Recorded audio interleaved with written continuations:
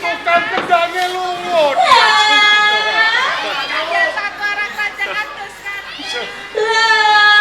Kabeh wis tumindak lan pakantine Joko Mercu Senopati saka Kraton Mojopahit.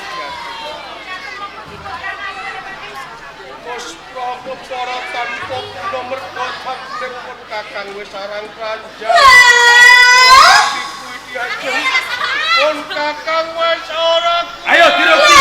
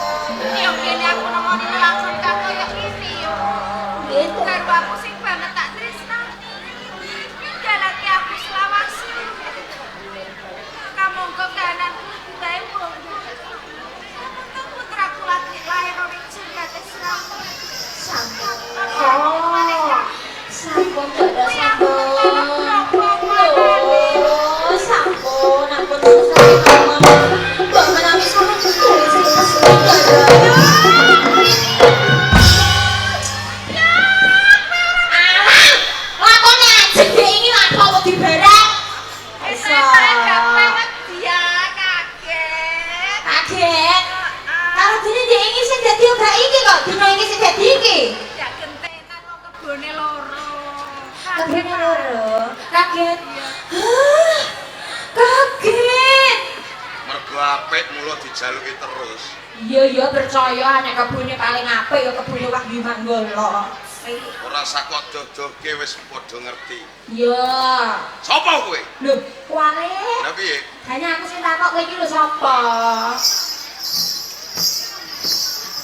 Sapa kowe? Lho saiki piye karepe rek? Piye? Kuwi. Male yo male. Sapa kowe? Wani kowe karo aku? Ora. Kok iso? Aja ngangelke atiku dina iki kowe. Nek tak balekno kok ketoprak sing dhisik. Sapa? Cerak ya. Cerak iki lawan Wandomo. Mau aku balik kowe golek gentine aku sapa? Lho, ora susah. Ora susah aku kelangan kebo kaya kowe. Tenan? Lah aku dhewe iso ngayahi dadi kebo Jajal aku pengen roh. Kowe dadi apa? Kebo wedok. Tak gemek ndok-ndokan malah. Bandar Subali ngendi? Kok kowe takon kelawan garwaku? Iya. Mati Bandar Subali sapa kowe? Aku Jawa Mercu. Lho, Joko Mercu? Iya. Kowe Joko Mercu ya. Joko Mercu Ndara. Aku iki abdine Bandar Subali. Arum to jenengmu? Joko Mercu ta? Iya. Joko Mercu Ndara.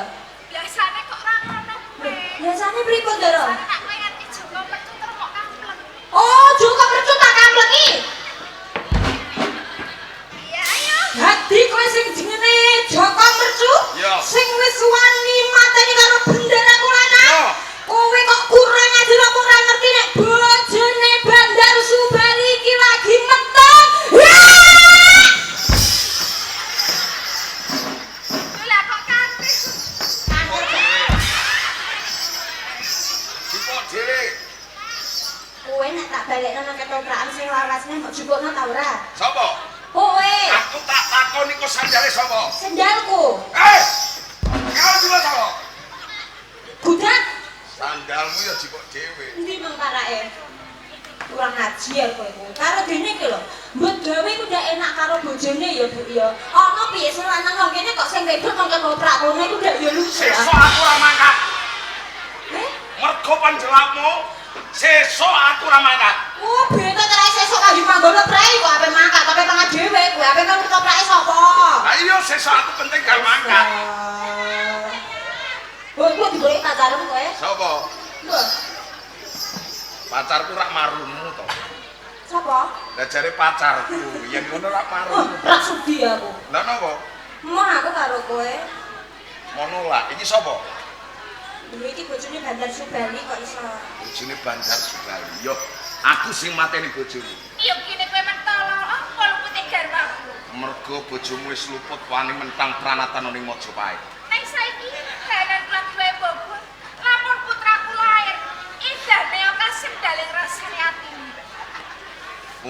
lairipun nang Jabang bayi aku sing tanggung jawab. Aku minangka dadi gantine wong tuane. Aja gelem ndoro kayane wong siji ra nyukupi ndoro, aja ndoro. Omonganmu. Iki bendaraku wedok iki kebutuhane akeh. Ya. Iki sedelok meneh bayi. Kudune ya apa wae sing dingersake Gusti Putri iki ya kok cukupi nek kepengin dadi bojone. Jingga wati aku. Aja. Sik urung kok iso.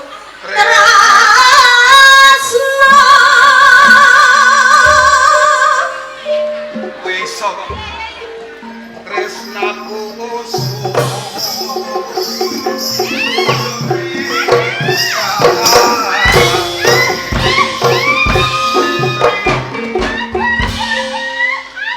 urung kok aduh-aduh. Kowe iki jane nulungi aku kok malah. Nulungi apa Endara? Lah kok harus jambung. Loro lepo Kang Sin Natya.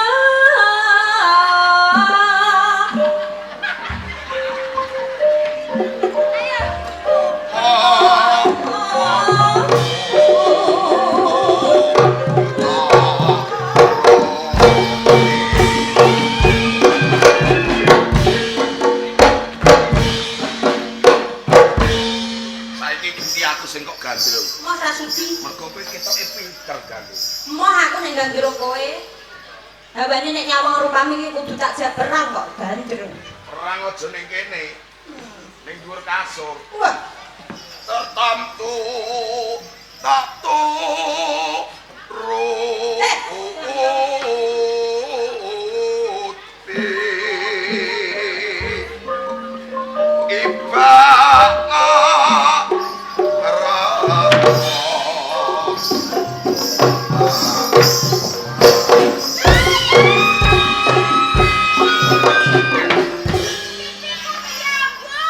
gak apa-apa, wis gak apa-apa. Moh. Ndrejek, wis gondara.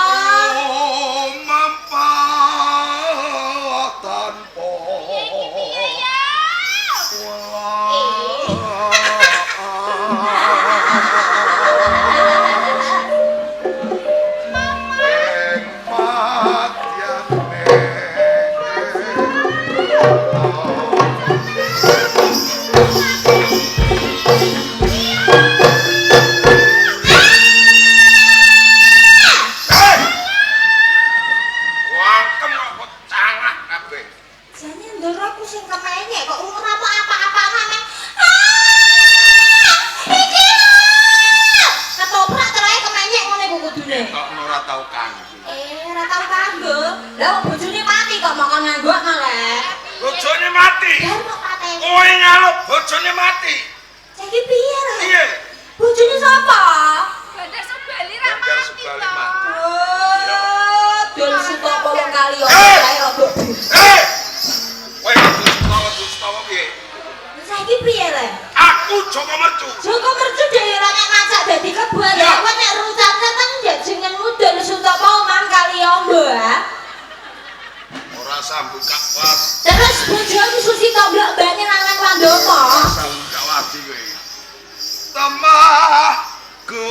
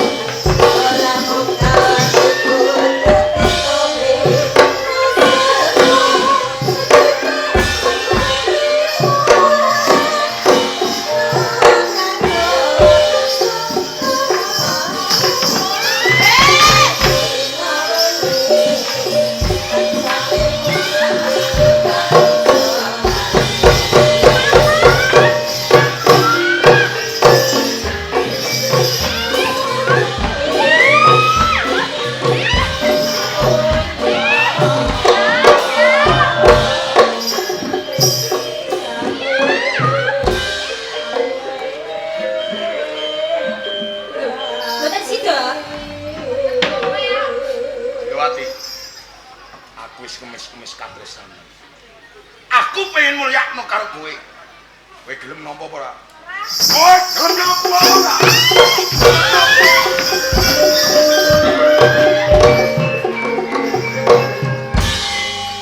Bandar Subali tumekaning pati. Jinggawati wis ninggalke taman Pamadhi.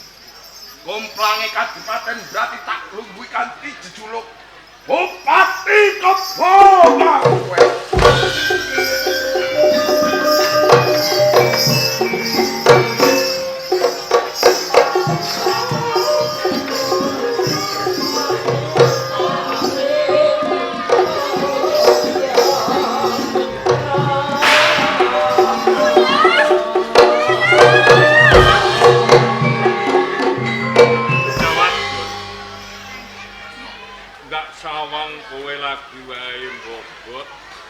Yo gini nganti mlayu-mlayu yono satengah ngalas kanthi kaijenan. Sopo jenengmu?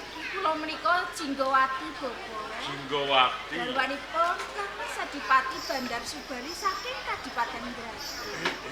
Ngantos kula mlajah wonten sak tengahipun kono. Jalaran kula badhe nyelametke diri pribadi kula. Kula dioyak-oyak dene Joko Mercu. Dioyak-oyak dening Joko Mercu. Ingkang pamrihipun badhe mundhut bojo dumateng kula. Ya, yen pancen kowe ora gelem. Aduh, Loh, sakit kenapa? Bapak. Aduh. Waduh, dilotomu ge arep balan kono-kono.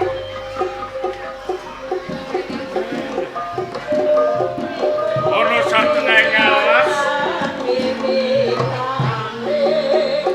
Rasa babana. Ya, muga-muga Jinggawati nggonmu lairake punang Jabang Bayi. Tansah pinayungan dening Gusti Kang Akara Jagat. Paringono gangsal lan slamet kalis ing sabda.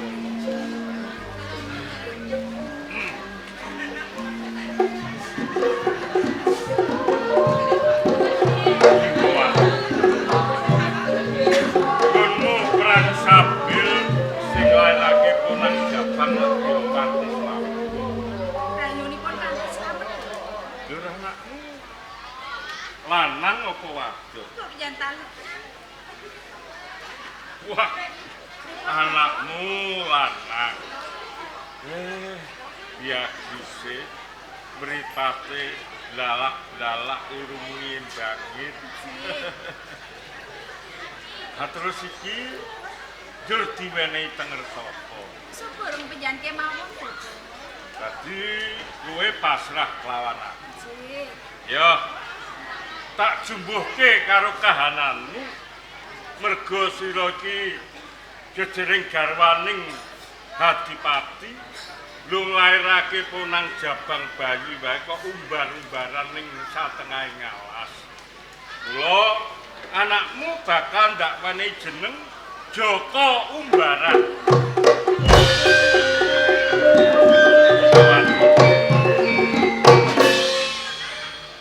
Saiki kowe yen gelem tak pek anak angkat. Ayo bali ning omahku ning Gabet.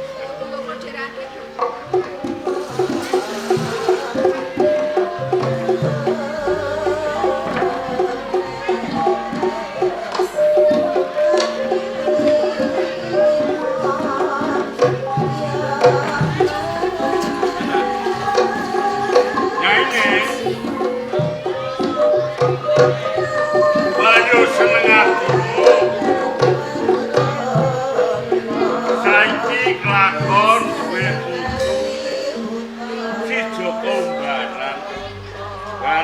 Gede walah rupane bagus. Yo seneng wong seneng duwe putu. Ning sing tak mangkel iku lho ora tau sapa omah. Ayo kuwi. Jeneng bocah metu esuk mulai sore, ora ngono mulai bengi. Lho rumasane iki mbah iki dianggep apa ngono. Ayo dolan kok ora ngerti wayah iki wayah mangan ora mulai. Lho, Mbah. Kon dia to, Lim. Dolan, Mbah. Dolan kok ora eling mulih to. Dolan ki ya dolan, mosok jeneng wiwit esuk Nganti ki srengenge Griwang Ulun kok lagi mulih. Enak ning jaba karo kancaku ki akeh tinimbang aku ning omah. Isine wong tuwa-tuwa. Pancen anane iki ya simbah kakung karo simbah. Ya mulane iki ora ora diopeni wong tuwa lho terus piye to, Le? ngerti aku, Mbah. Lah iya. Ning aku kepengin duweni kanca ki sepadan karo aku. Ning gone jero omah, ben ana sing tak jak omongan, saben dina lunga iki wong loro, ora dhewean aku ngono iki lho, Mbah. Pengen ngono ya ngejak kanca. Sing mbok karepke iki kepiye? Ngene lho, Mbah. Aku kepengin duwe adi. Duwe adik. Aneh. Aku iki kok aneh. Ya aneh. Mongko biyungmu iki wis rada ora dibujuk. Jaluk adik. Ya ngene to, Mbah. Njaluk adik. Lah sampean iki rak karo Mbah Wedo rak bojo lho. Terus Bagarene adi aku kon gawekne adik kowe. karo Simbah. Simbah bahane wis entek. Alah sampean. Kenogone ya wis Iki biyung. kuat. Yo. Nyokno kok njaluk aji kok Kayak ono Nadia bae. kok. Ya ora iso biyong rondo. Yo mek karo anake tangga engko Ah, gowo iya. muleh. Wong ngono diaku karo Lah anak. wae pas sing gawe karo biyong. Ya padhae karo Oke anake. iki wis tuwek kok kon gawekne Terus adik. piye Iki lho, Mbak. sampeyan umbaran Nek sampean kepengin aku kerasan ning gone jero omah, aku gawekno adi. Nek sampean ora turuti, dina iki aku ora bakal bali. Sik. Iso. Sembrono. Nyai, Apa? yen ari-arine Joko Umbaran iki lak tak kon nyimpen. Isih tak simpen kok pane. Ambek Joko ngendi? Iki ya ajek ning kendile kae to. Kok malah Diajak nang kendil. Ya. gawe adi kok malah do gremang-gremeng. Kowe iki menengo wae. Aku gawe adi. Ari-arine Joko Umbaran coba tak pujone mbok menawa bisa dadi ponang. Ya wis muga-muga iso. Ngene iki pola. Ora rewel. ae. Biasane kok nek gawe adi ku lanang karo wedok. Anak karo wedok ki nak bojo. Nek Iso lah. nek ari-ari iso. Ya ora ngerti mbakmu mau. Lho. Ayo senajan wujud ari-ari ndak suwunake panguwasane Gusti Kang Agana Jagat ndak puja kelakon dadi ponang jabang. Ayo malah Bayi Iki lho, tenan. Le. Bayi tenan apa ora, Mbah? Kowe jare njalik adik iki. Awetnya adik. Sing nyerengosi sapa, Mbah iki? Ayo mau mentah tak ambungi. Lanang. Iya. Ayo lanang bagus kaya kowe irunge ya banget. Mripat.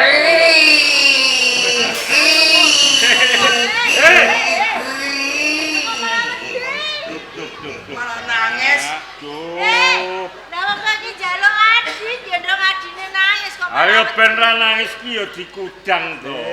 nek ben ora nangis, dikudang. Nah. Ayo dikudang bener. Nanging ning nang nanging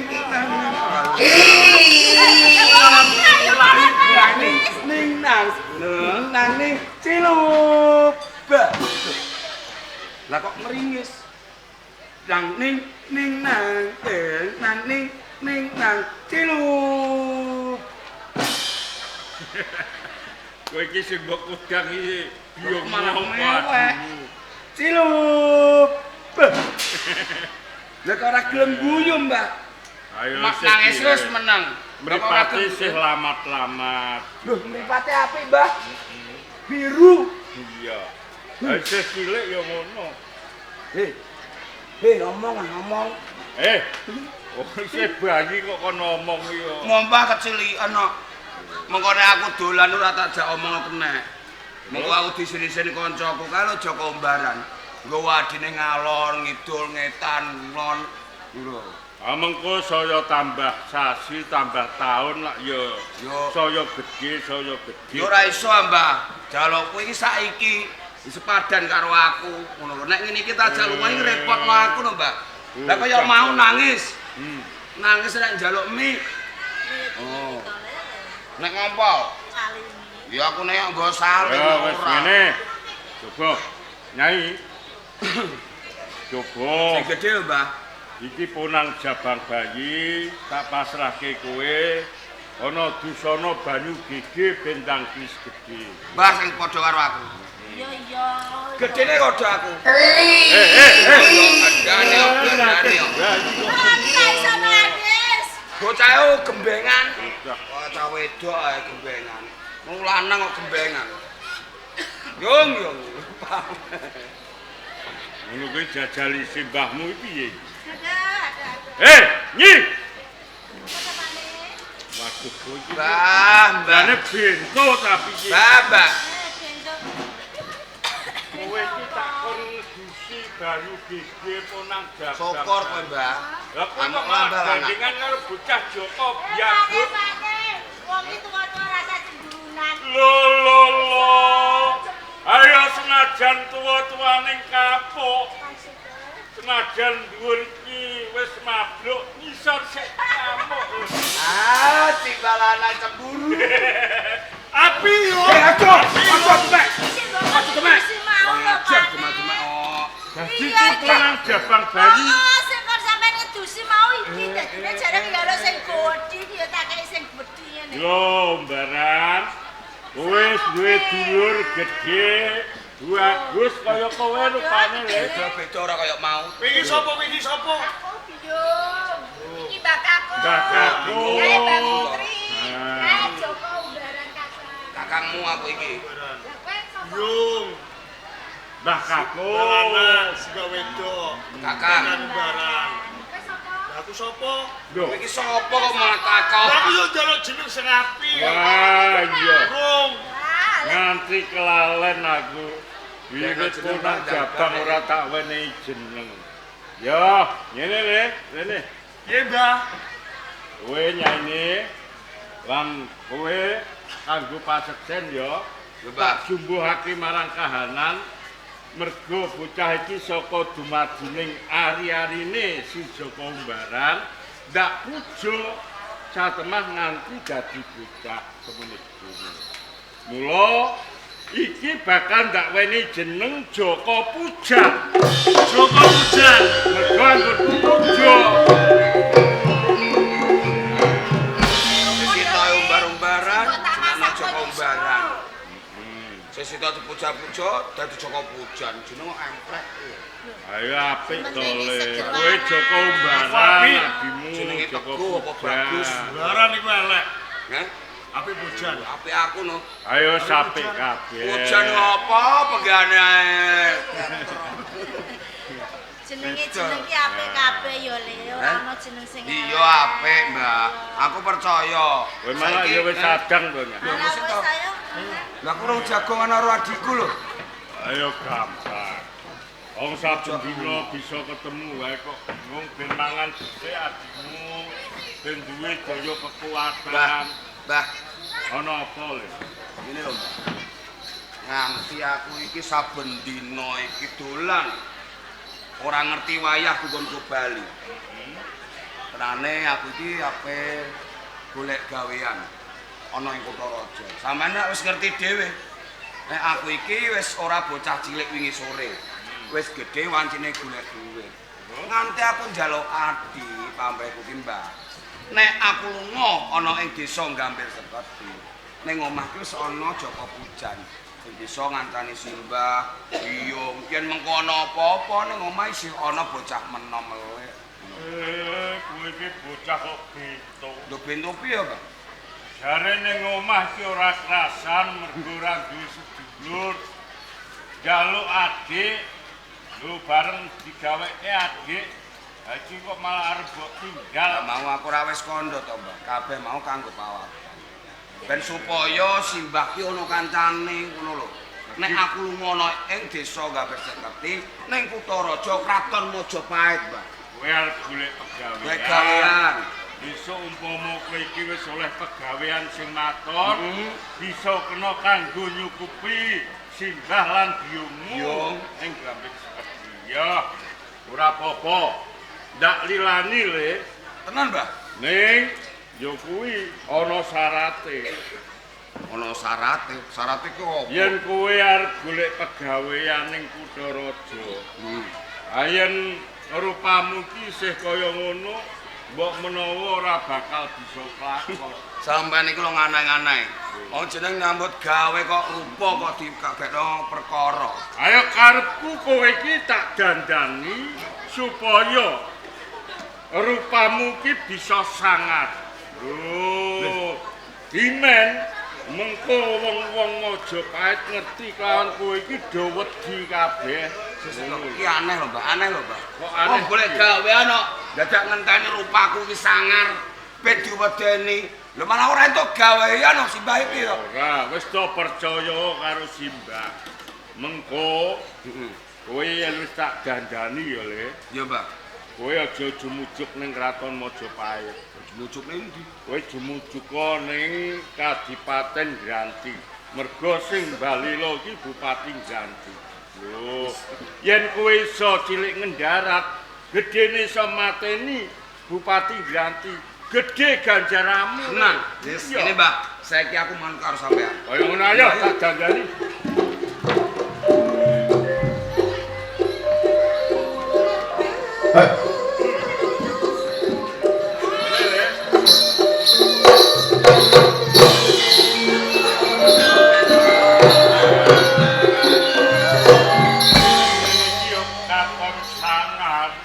Sangar apa to, Mbah? Pemujudku isih panggah bagus. Kok sing tak kandhake karo Simbah, kok Simbah kondo yen aku sangar. Sangarku manggon ndi? Dadi kowe iki durung krasa lan durung ngerti kawujudanmu. Ora. Umbaran, coba kaya ana kaca ngilu yang pengen ngerti wujudmu saiki.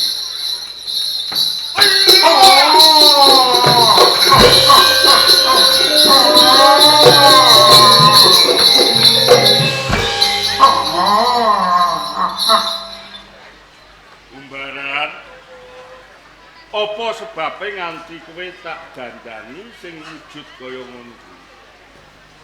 Mergo Bupati Granti dina iki sak kumpure Bupati Bandar Subali iki ganti sing dadi bupati iki Kebo Marcuwet. Rupane uga padha karo kowe. Karo Simbah. Mengko kowe jumujuka ning Taman Sari Kadipaten Granti. Gonjaken garwaning Kebo Marcuwet. Kuwi syarat-syaratane kowe bisa ketemu kelawan Bupati Granti. Pangestunipun. Ora tega.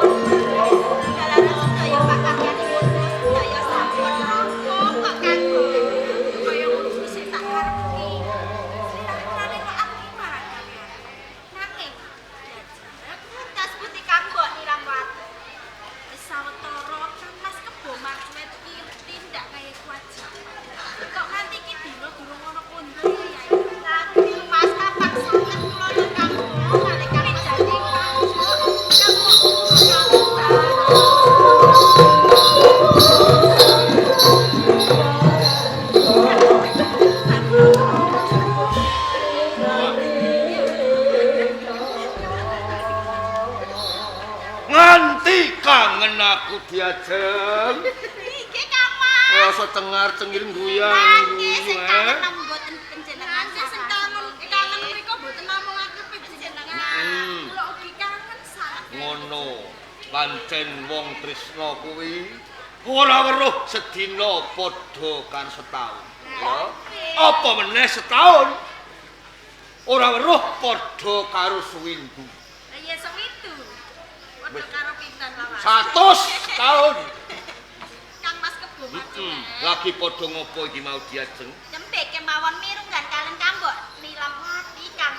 Sing mbok rembug ngenani bab apa Cahaya? Jajakan sakaryanipun kula Kang Mas.